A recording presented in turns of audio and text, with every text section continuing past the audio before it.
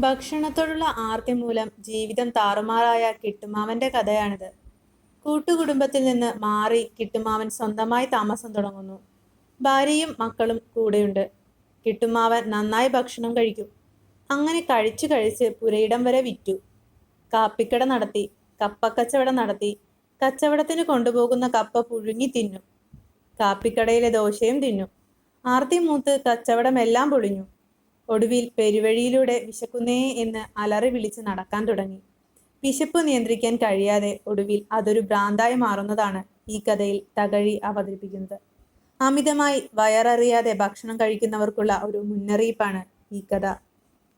നല്ലൊരു കൃഷിക്കാരനാണ് കിട്ടുമാവൻ. വിഭവസമൃദ്ധമാണ് അദ്ദേഹത്തിന്റെ ഭക്ഷണം. ഓരോ നേരവും വ്യത്യസ്തമായ നിരവധി വിഭവങ്ങൾ. കിട്ടുമാവന്റെ നിർദ്ദേശപ്രകാരമാണ് കറികളെല്ലാം വയ്ക്കുന്നത്. കിട്ടുമാവൻ ഭക്ഷണം കഴിച്ചു കഴിയുമ്പോൾ വീട്ടിലെ ചോറ് ഒരു വറ്റില്ലാതെ തീരും. രണ്ടുപേർ അധ്വാനിക്കുന്നത് കിട്ടുമാവൻ ഒറ്റയ്ക്ക് ചെയ്യും. അതിനൊന്നും ഒരു മടിയുമില്ല. കിട്ടുമാവന്റെ ഭക്ഷണപ്രിയം മൂലമാണ് വീതമായി ലഭിച്ച പുരയിടം വിൽക്കേണ്ടി വന്നത്. താമസിച്ചിരുന്ന വീടും പുരയിടവും കൂടി വിറ്റ് ഭാര്യ കുട്ടിയമ്മയ്ക്ക് വീതമായി കിട്ടിയ പുരയിടത്തിൽ ചെറിയൊരു വീടുണ്ടാക്കി കിട്ടുമാവനും കുടുംബവും അവിടെ താമസം തുടങ്ങി. അതിനോടടുത്തായി ഒരു കാപ്പിക്കടയും നടത്തി. കാപ്പിക്കടയിലെ ദോശ കൊതി മൂലം തിന്നു തീർത്ത് കച്ചവടം പൊളിഞ്ഞു. ഒടുവിൽ കപ്പ വിൽപ്പന നടത്തി. ഭക്ഷണക്കൊതി മൂലം ആ കച്ചവടവും നഷ്ടത്തിലാകുന്നു.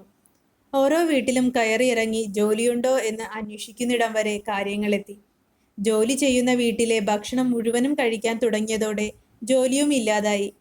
വിശപ്പ് കൊണ്ട് ഭ്രാന്തനായ ഒരാളെപ്പോലെ വഴിനീളെ വിശക്കുന്നു എന്ന് പറഞ്ഞ് ഓടി നടക്കുന്ന ഒരാളായി കഥാവസാനം കിട്ടുമാവനെ നാം കാണുന്നു.